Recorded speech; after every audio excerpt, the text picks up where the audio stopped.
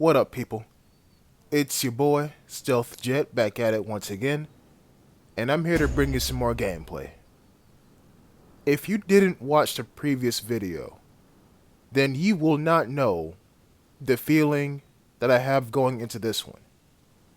So I highly suggest going back and watching the previous video because you need some backstory before this. And don't worry, the previous video is a bit short. So you shouldn't have that much of visual work to do. You know what I'm saying? But just know that this encounter right here was played immediately after the previous video. So I'm gonna show my anger and frustration right at the start of the match by tossing my grenade for no good reason. What I was trying to do, as always at the start of every one of my videos, is put on body armor. We're already off to a great start, aren't we, guys? But it's cool though. It's cool. I mean, yes, we're down a grenade, but you never know. I may find one on somebody's corpse. You never know. Also, I really use a grenade when someone is stuck in a house. And on field hunting, there's only about like 4 houses. Well, one of them is a tool shed, but the other 3 are legitimately houses. And a church is a house, in my opinion. House of the Lord. But yeah, someone opens the container, and they are quite far. But my thing is this. Where is everybody over here? I'll show you.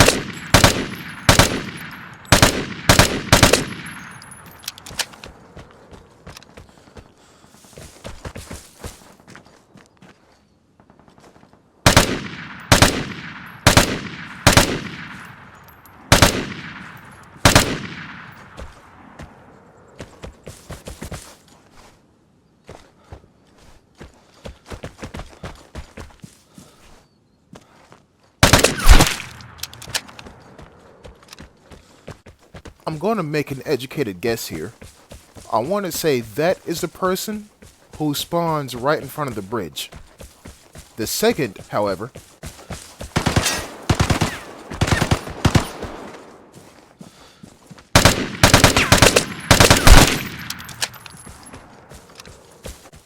based on where he came from, I honestly don't know where he spawned at. I don't know at all. But there's a third person too.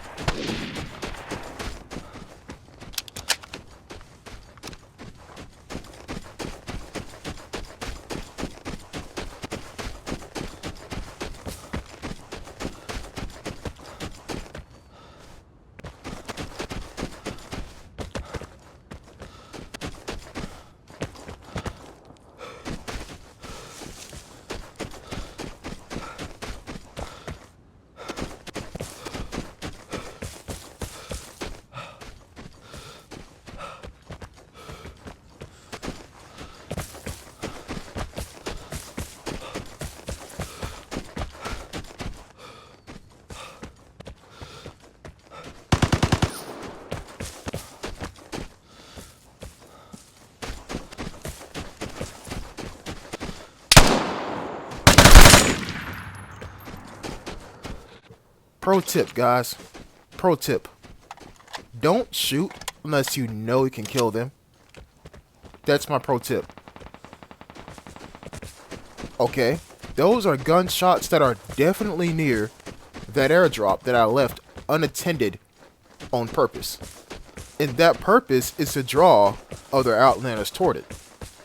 And apparently, it's working.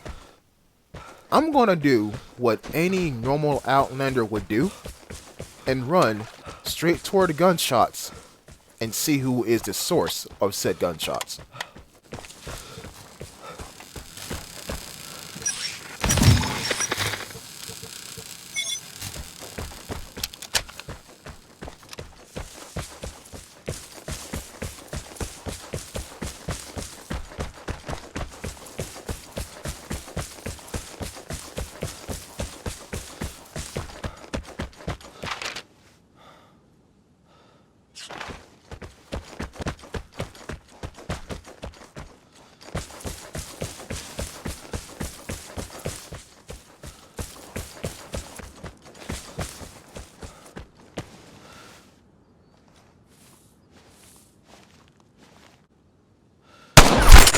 You have proved yourself as a killer, but will you stay alive when others know where you are?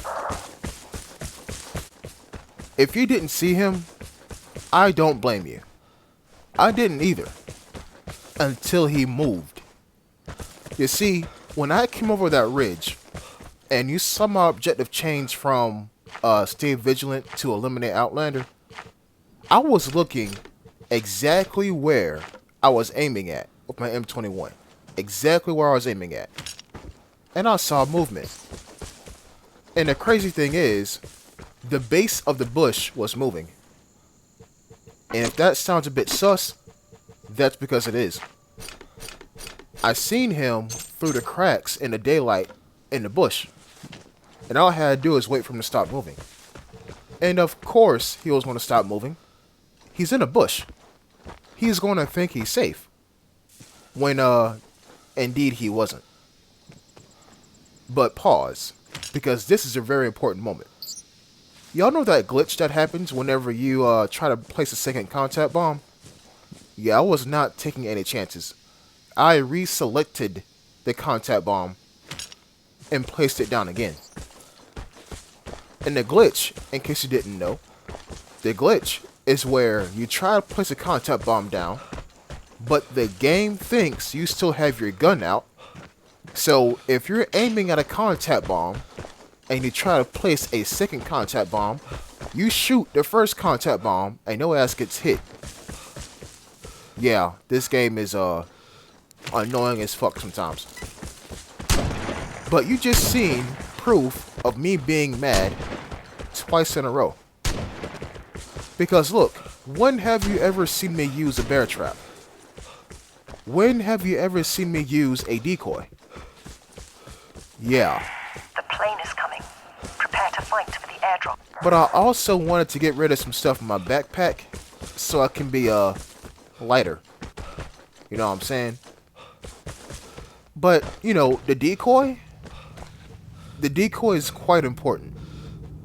Because if there's anybody else left on the map, which there is, by the way, and you know that for sure because my skull and crossbones icon is flashing red, so that indicates people are left on the map. I want people on the map to still think that it's going down near the airdrop. I want them to still think that, which means they should come over and investigate, right? That's what I want them to do. Plus, they see my dumbass running away from said airdrop. I want them to think that I just got done killing somebody else, which means the exit is safe. But I kind of fuck up right here because I ping somebody and then they now know that the threat just might be hunting them down. Alright, so I'm gonna put it to y'all in a psychological way. You just got pinged, right? And you see the threat icon on your map.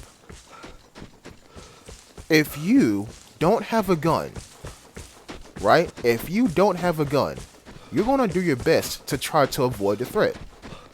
Because you know he's killed minimum 4 people, possibly 5, because, you know, you heard shots wherever he was just at, and he's still alive, which, you know, can help you draw the conclusion of he killed 5 people. This guy's dangerous, right? I'm leaving the guy to do what he wants. And what he wants is actually his own death, right? We know he's there. I pinged him. Of course, assuming that, you know, that is indeed a person and not a transmitter. The real airdrop has radiation on it. The fake one is booby-trapped. It's up to him, you know, what does he want to do? What does he want to do?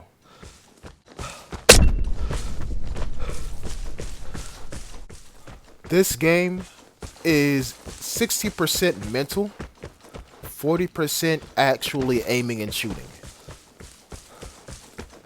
It's kind of like chess, but with guns and a map instead of chess pieces and a chessboard. It's because I let him roam about and do his thing that he naturally drawn the conclusion of, oh, the threat is going for the real airdrop. That means I can go for the fake one. I say fake one. The red container one. No, you still died. You did indeed still die.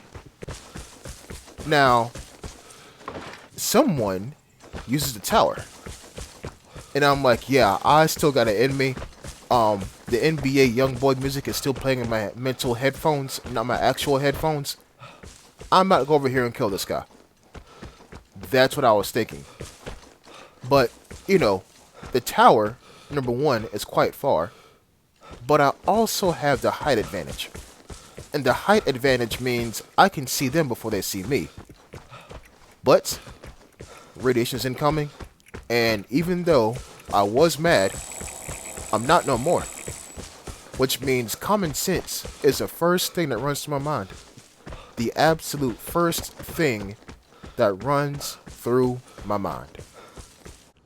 Moments later, we appear at the site of many a death, and we find another AUR-A1. But do I take it? No. Instead, what I take is the M21 and the airdrop. And look at that. My skull and crossbones icon is flashing white. Well, not even flashing. It's just a steady white. Which means, at this point, I'm the only person on the map. Well, not for long, because I'm about to be gone. And there we go. At the time of this recording, Season 14 just released. So, stay tuned, because I'll be posting a video where I try mirroring for the first time, Zero to Hero run. And also stay tuned, because I will be uploading Season 14 gameplay as well.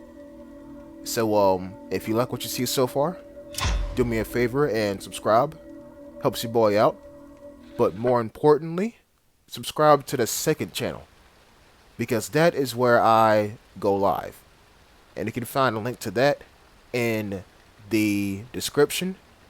And if I remember, I'll try to put a comment in the comment section down below, based off of the second channel.